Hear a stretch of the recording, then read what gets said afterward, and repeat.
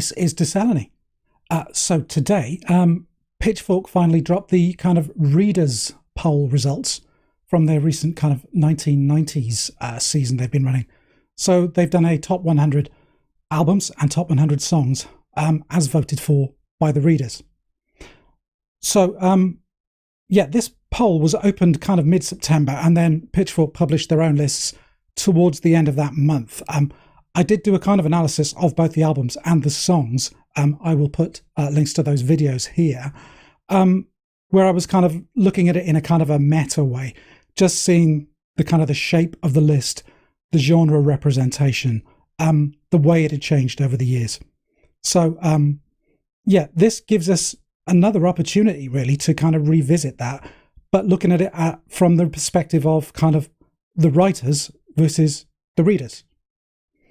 So yeah, one of the cool things about this readers poll list is that they have given us some kind of fun tools that let us kind of drill into the kind of the demographics of the readership and how they voted. So yeah, we'll have a little bit of fun with that too.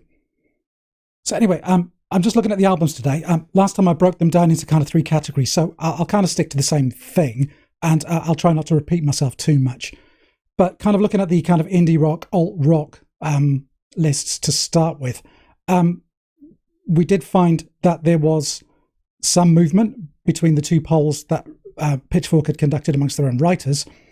Now looking at these readers lists and comparing them to their most recent list, yeah, there's an awful lot of overlap. The top of the lists look very similar. The readers had OK Computer at number 1, whereas the writers had that at number 3. Loveless was the number 1 album voted for by the writers. The readers have that at number 2. Nirvana's Nevermind features slightly higher. That's at number 3 in the readers list. The writers had that marked down to about number 10 this time around. So I don't know if that's just kind of an indication of the kind of the grunge till I die thing. If the reputation of Nirvana is holding up a bit better amongst readers at large of Pitchfork versus the writers. Also, one of the things I did notice last time around was Britpop. It had either kind of completely disappeared or been majorly downgraded in the album lists. Here in the readers lists, we do see quite some representation still. Blur's Parklife is at number 48 in the readers 100. Pulp's Different Classes at 33, which is far higher than it was in the writers list. And Oasis, who didn't feature at all in either of their 2003 or 2022 lists, yeah, the readers have voted that the 28th best album of the 90s in their list.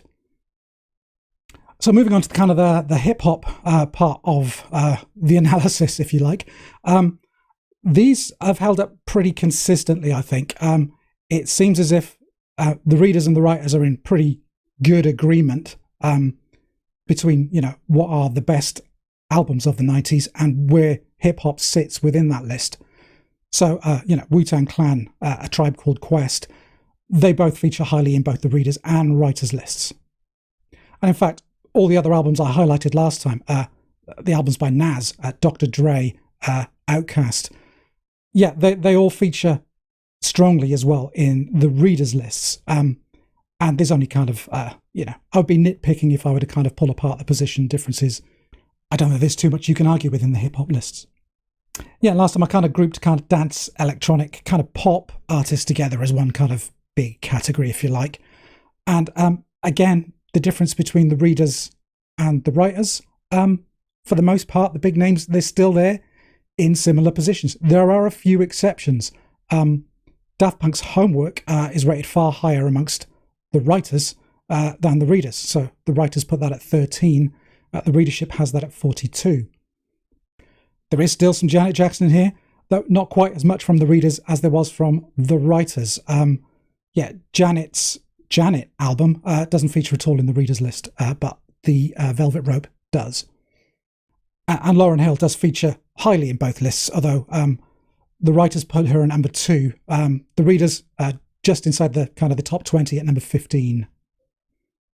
Last time around, I did highlight some of the things that I would possibly swap, albums that I would swap some favourites for, some that featured in there.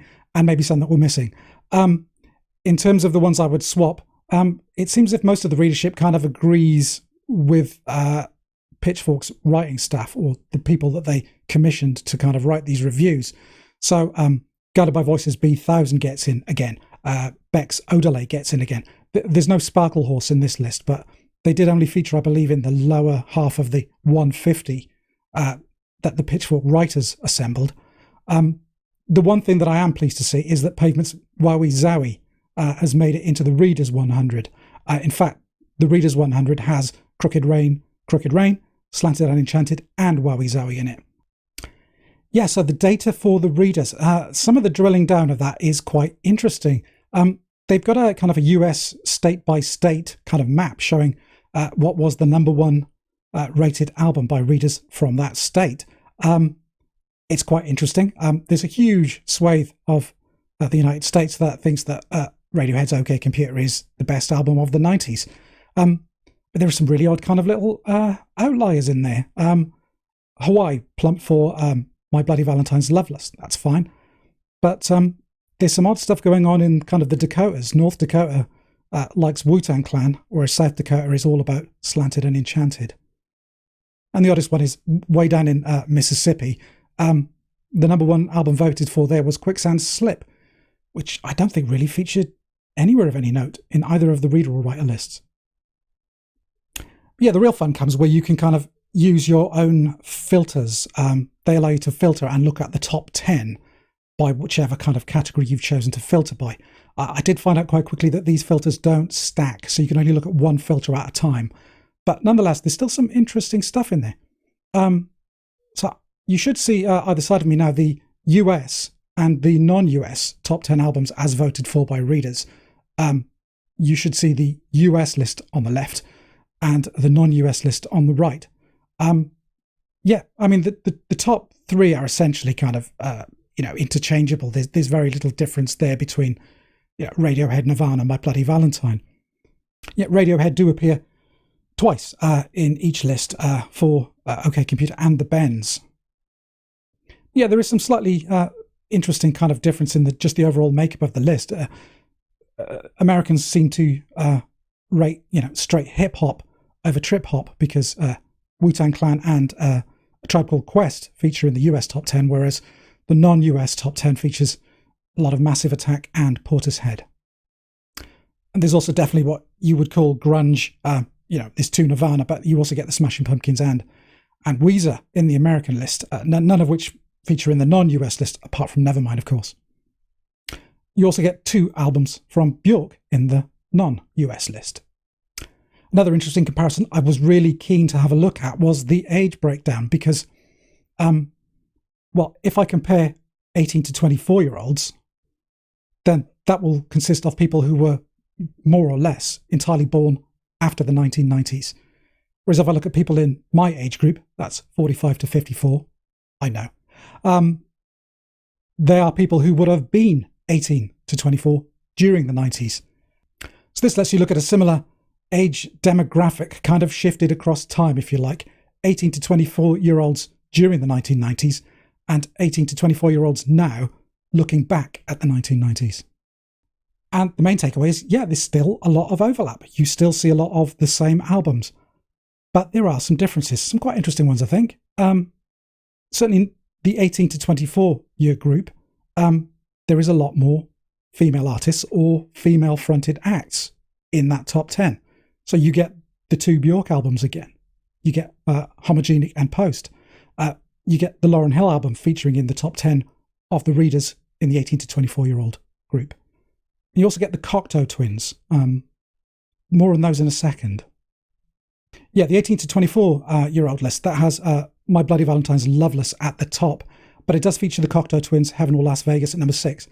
And I think this does kind of highlight that kind of renewed interest in kind of shoegaze or dream pop, the revival of that amongst a younger generation. Yeah, looking at that 45 to 54-year-old thing, the thing that immediately leaps out at me is that there are still some of the 80s old guard in there. So you still see REM with Automatic for the People and U2's Achtung Baby featuring in the top 10 of the 90s. Yeah, you also see Pavement's Crooked Rain featuring in that list. Yeah, Pavement seem to be having a bit of a moment again, don't they? Touring, enjoying a higher profile and more success than they have for years. Good on them. I think both of these lists look as if they're less skewed towards hip-hop than the writers' lists, definitely. So maybe there is kind of just a kind of a core difference there between Pitchfork's readership and the kind of the writing staff. And yeah, you can have loads of fun doing these filters in loads of different ways.